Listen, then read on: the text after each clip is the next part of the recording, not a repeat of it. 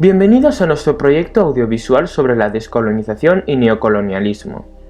Nos encontramos en una época en la que existía una gran desigualdad económica, debido a la existencia de antiguas colonias liberadas del colonialismo, centrándose en la descolonización. La descolonización es un proceso que tuvo lugar en la Guerra Fría, cuando las dos grandes potencias, la Unión Soviética y Estados Unidos, estaban intentando expandir sus ideologías comunistas y capitalistas por esos territorios. Por otra parte, estos nuevos estados prefirieron quedarse al margen para centrarse en su desarrollo económico, motivado por la Conferencia de Bandung, explotando sus recursos pero aún siendo dependientes, neocolonialismo. Todo empieza en el 1955, en la Conferencia de Bandung, donde se reunieron los grandes líderes independentistas, Nehru, Nasser y Sukarno, y los representantes de 29 naciones que antes habían sido colonias, como Afganistán, Etiopía, India, Indonesia, Filipinas, Laos, Líbano, etc. Esta se organizó en 3 comisiones de trabajo, una política, una económica y una cultural. El objetivo de esta reunión era el de mantenerse al margen de las potencias estadounidense y soviética, permitiendo el desarrollo de los países sin incluirlos en ninguna guerra.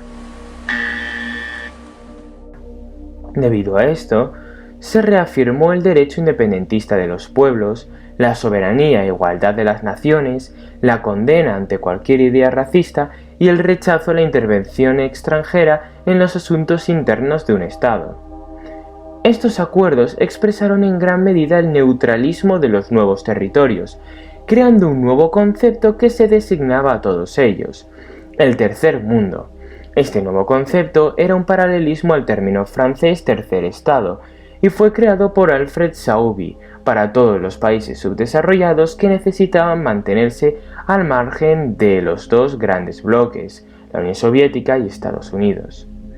Finalmente, se elaboró un comunicado final que recogió todas las conclusiones y todo lo acordado en la conferencia.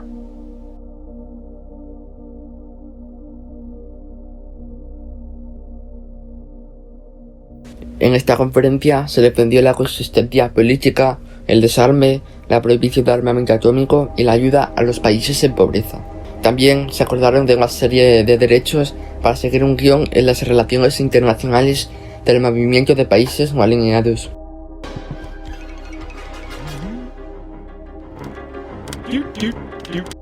Había que respetar los derechos fundamentales del hombre y respetar la soberanía y la integridad territorial de todas las naciones.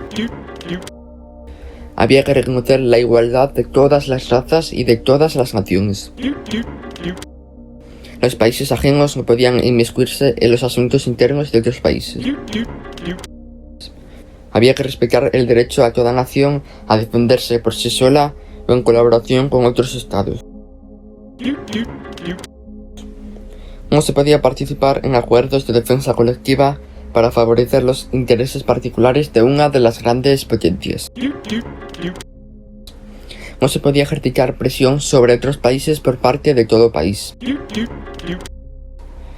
No se podía amenazar de agresión y emplear la fuerza, así rompiendo la integridad territorial y política. Había que componer todas las vertientes internacionales de forma pacífica, promocionar el interés y la cooperación recíproca,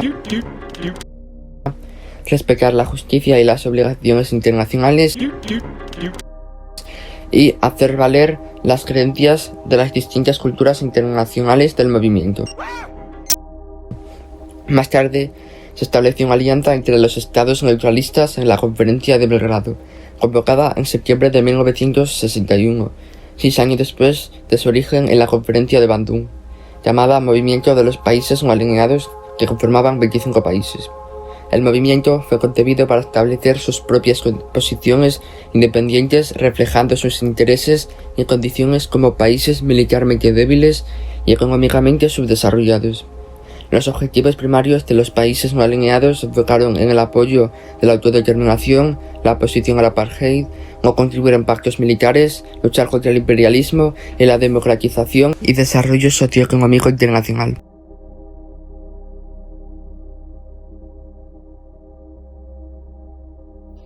Con respecto a la economía, en muchos de los nuevos estados se mantenían algunos intereses económicos de las antiguas metrópolis.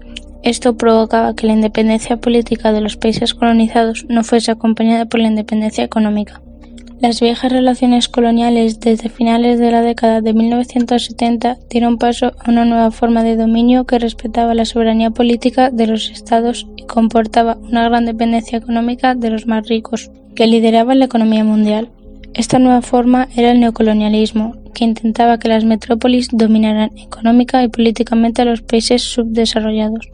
El mundo postcolonial ha provocado la existencia durante mucho tiempo de una gran desigualdad entre algunos países ricos que monopolizan la tecnología punta y el capital, y entre muchos de los países que estaban empobrecidos y cada vez más alejados del nivel de renta por habitante que tenían los países ricos. Esto se debía en gran medida al margen de los grandes flujos que había en la economía mundial. Todo esto provocó que el nivel de desarrollo humano fuera mayor en Estados Unidos y Europa. Rusia y Asia también tuvieron un nivel de desarrollo humano alto, pero no tanto como el de ellos.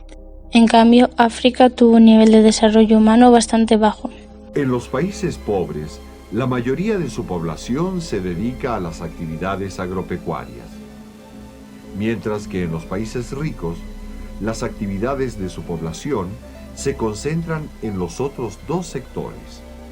El nivel de desarrollo humano se basaba en indicar el nivel de vida de la población combinando la esperanza de vida, el nivel de educación y la renta por habitante. Por lo tanto, los países ricos son los que tienen un nivel de desarrollo humano más alto, ya que tienen más recursos y mejores condiciones para vivir, por lo que tienen una esperanza de vida mayor. Este es el caso de países como Estados Unidos. En el neocolonialismo, los ejércitos fueron sustituidos por las transnacionales y ahora son estas quienes se encargan del sometimiento. Las transnacionales son empresas comerciales muy poderosas. En cambio, los países más pobres tienen mucha necesidad de recursos esenciales como el agua y tienen muchas muertes debido a las pésimas condiciones de vida, provocando que su esperanza de vida baje. Es el caso de casi todos los países de África.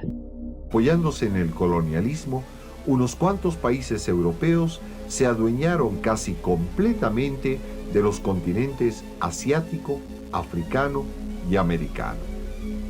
En este periodo hubo una dependencia bastante importante del tercer mundo en muchos sentidos, de los cuales destacaban especialmente tres: la dependencia comercial, la dependencia tecnológica y la dependencia financiera. En el ámbito comercial existía el llamado intercambio desigual, un intercambio en el cual se exportaban productos de forma muy barata del tercer mundo a los países desarrollados, quienes los volvían a exportar con precios bastante más elevados.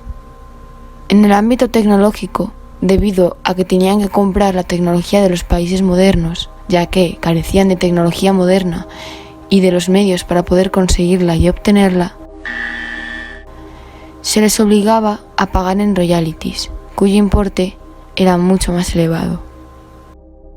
El royalty es el derecho que hay que pagar al titular de una patente por utilizarla o exportarla comercialmente. También se puede definir como los pagos que una persona ha de realizar al creador de algo.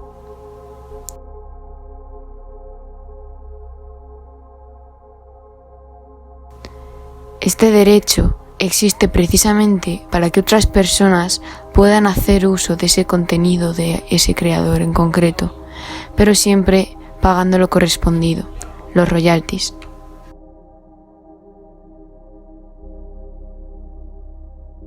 Por último, en el ámbito financiero, la falta de capital les obliga a depender de las inversiones extranjeras, a los préstamos de bancos de los países desarrollados y de organismos, y de las organizaciones internacionales, lo que provocó una gran y elevada deuda exterior. Hasta aquí el audiovisual sobre el colonialismo y la descolonización, donde hemos explicado cómo las antiguas colonias intentaron desvincularse del sometimiento de los dos grandes bloques económicos. ¿Cómo fue la economía mundial y su evolución tras la dependencia? Esperemos que hayas entendido nuestra explicación y te hayan quedado las cosas claras sobre el tema del audiovisual.